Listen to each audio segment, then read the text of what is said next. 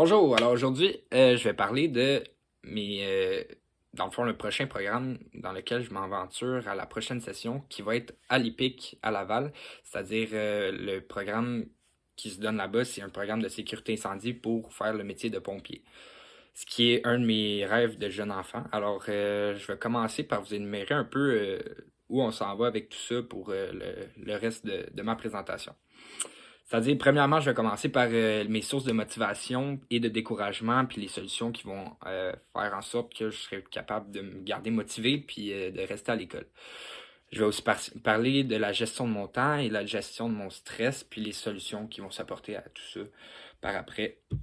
Alors, je commence. Premièrement, les sources de motivation. En fait, les objectifs qui vont m'aider à maintenir des efforts tout au long de mon projet vont être de me familiariser premièrement avec l'établissement et où se trouvent mes cours, mes classes, mes professeurs, etc. Établir un horaire consacré à la gestion de mon travail et de l'école, c'est-à-dire de mes études. Puis garder un mode de vie sain, qui est pour moi une de mes priorités. J'ai toujours gardé un mode de vie sain, c'est-à-dire alimentation, m'entraîner, bouger. J'en ai besoin pour évacuer mon stress aussi. C'est-à-dire, je vais commencer maintenant avec les sources de motivation et de découragement. Premièrement, réussir le programme pour faire mon métier de rêve, c'est une de mes motivations principales. Comme je disais tantôt, c'est mon rêve depuis que je suis tout petit. Alors, ça, c'est ma plus grande motivation. Deuxièmement, je suis en forme physiquement. Ça fait plusieurs années que je m'entraîne, que je bouge, je fais du sport. Alors, c'est sûr que ça va être un facteur qui va toujours euh, être avec moi tout au long de mon aventure, si on veut.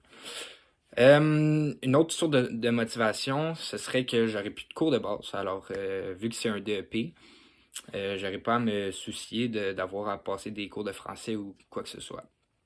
Maintenant, mes sources de découragement. Le nombre de travaux à compléter à la maison peut être une source de découragement pour moi, ainsi que le prix à débourser pour l'équipement et les frais de scolarité et le taux de sélection pour un emploi à temps plein. C'est-à-dire, le taux de sélection, c'est parce que seulement 30% des élèves qui finissent le programme sont pris pour un emploi à temps plein par après pour travailler dans une caserne, tandis que les autres vont juste être à temps partiel.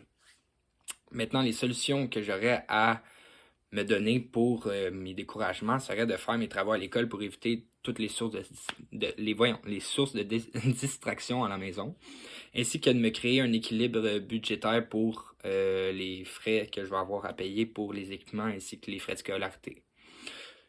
Troisièmement, trouver un deuxième emploi à temps partiel pour combler les heures peut-être à la fin de mon DEP si au cas où que je sois pas pris à temps plein dans une caserne, il va falloir que je me trouve un autre emploi pour combler ces heures-là. Alors maintenant, je vais passer à la gestion du stress. Dans le fond, premièrement, j'ai établi un horaire qui est juste ici. Vous allez l'avoir, je vais vous l'envoyer, Madame Grenier. Je suis désolé, j'ai un petit blanc de mémoire. Fait que dans le fond, en gros, j'ai écrit dodo pour la plupart, parce que pour moi, le dodo, ça me prend minimum 8 heures de sommeil dans ma nuit. Alors, faut bien évidemment que je dorme. Manger va toujours rester une priorité. Comme je l'ai dit tantôt, mon alimentation, c'est toujours 3 repas par jour. J'aime ça avoir aussi des petites collations entre les deux pour me redonner un petit boost d'énergie pour le reste de la journée. L'école, bien évidemment, ça va être la plus grande préoccupation, ma plus grande préoccupation dans la prochaine année. Puis le travail et bien sûr l'entraînement, aller au gym le soir, peut-être des fois des petites rencontres avec mes amis. Me garder des temps libres est quand même une de mes priorités pour pouvoir baisser le taux de stress, puis juste relaxer, puis prendre du temps pour moi. Alors c'est ça. Dans le fond, j'ai mis dans mon horaire école, mais école égale études aussi. Fait que c'est comme un école/études. Fait que c'est pas mal ça. Maintenant, pour la gestion de mon stress, je vais vous décrire en fait mes points forts de la gestion de mon stress serait que je travaille de soir la plupart du temps. Donc, tous mes travaux scolaires, je les ferai normalement dans le jour, là où ma concentration est le plus présente. Je suis une personne naturellement organisée. Fait que c'est pas un problème pour moi d'avoir à ajouter quelque chose dans mon horaire ou de bouger quelque chose ou en fait me prendre à l'avance pour mes travaux, peu importe. Je suis aussi une personne qui ne procrastine pas quand vient le temps de faire mes travaux ou de me mettre à l'œuvre dans peu importe c'est quoi le projet que je m'embarque. Maintenant, pour mes points forts de la gestion de mon... non, c'est ce que je viens d'énumérer, excusez. Pour le défi, pour la gestion de mon temps, mon défi serait de... Puisque j'ai un horaire toujours chargé, c'est ce que j'aime, j'ai toujours eu un horaire chargé, ça peut être fatigant à long terme, fait que je peux quand même commencer à être fatigué, ce qui peut ne pas être bénéfique pour ma réussite scolaire. Alors, les solutions que j'ai à apporter pour ça seraient d'établir un agenda contenant tous mes examens pour la session. Alors, je sais déjà à l'avance quand j'ai un examen, quand je peux étudier, puis pour pouvoir gérer mon temps d'études avec tout ça. Ne pas exagérer le nombre d'heures réservées au travail. Ça, c'est quelque chose que j'ai eu beaucoup de misère à gérer dernièrement dans les dernières sessions. Aussi, toujours faire mes travaux dans le jour lorsque ma concentration est à son plein potentiel.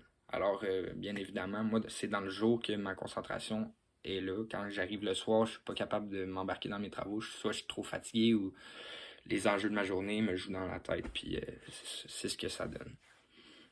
Maintenant, pour la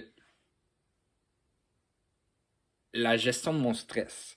Mes principaux stresseurs, en gros, seraient la peur d'échouer mes examens dans mon programme d'études qui serait pompier. Deuxièmement, ne pas avoir assez de sang-froid pour m'adapter à une situation quelconque, c'est-à-dire peut-être une personne blessée, quelqu'un que je vois, ne pas figer sur le moment, ça peut être quelque chose qui va me stresser. Ne pas avoir d'amis pour les travaux d'équipe, ben bien évidemment, c'est pas ça n'arrive pas souvent, mais ça m'arrive quand même assez des fois. Pas fréquemment, mais ça m'arrive. Puis quand ça arrive, ben je trouve ça juste un peu plate parce qu'il faut que je me tape le travail à moi tout seul. Puis ça, c'est quelque chose qui peut me stresser. Alors, les améliorations possibles pour ces principaux stresseurs seraient de réviser ma matière à l'avance pour qu'elle soit bien ancrée dans ma mémoire, bien évidemment. Avoir confiance en mes capacités physiques, puis établir des liens avec mes camarades de classe dès mon arrivée dans le programme. C'est-à-dire, dans les premières semaines, essayer d'établir des contacts avec les personnes, même si je les connais pas. Ça peut toujours être bénéfique pour moi. Alors, c'est ce qui est ça pour les principaux facteurs reliés à mon prochain programme d'études.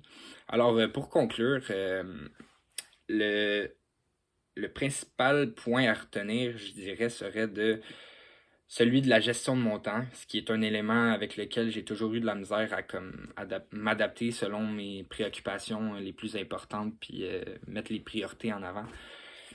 Fait que c'est pas mal ça. Et le deuxième que j'aurais à donner sinon serait la motivation, ce qui est un élément sur lequel je dois constamment me répéter mes sources de motivation pour ne pas avoir à me décourager. Ben, pour ne pas me décourager tout simplement et perdre définitivement mon intérêt pour mon futur métier dans le fond. Alors pour finir, ce que je souhaiterais dans l'avenir serait de devenir chef de caserne pour pouvoir venir en secours aux personnes dans le besoin, puisque l'entraide puis la compassion est une de me tient à cœur dans le fond, c'est une de mes qualités les plus chères. Alors merci de m'avoir écouté.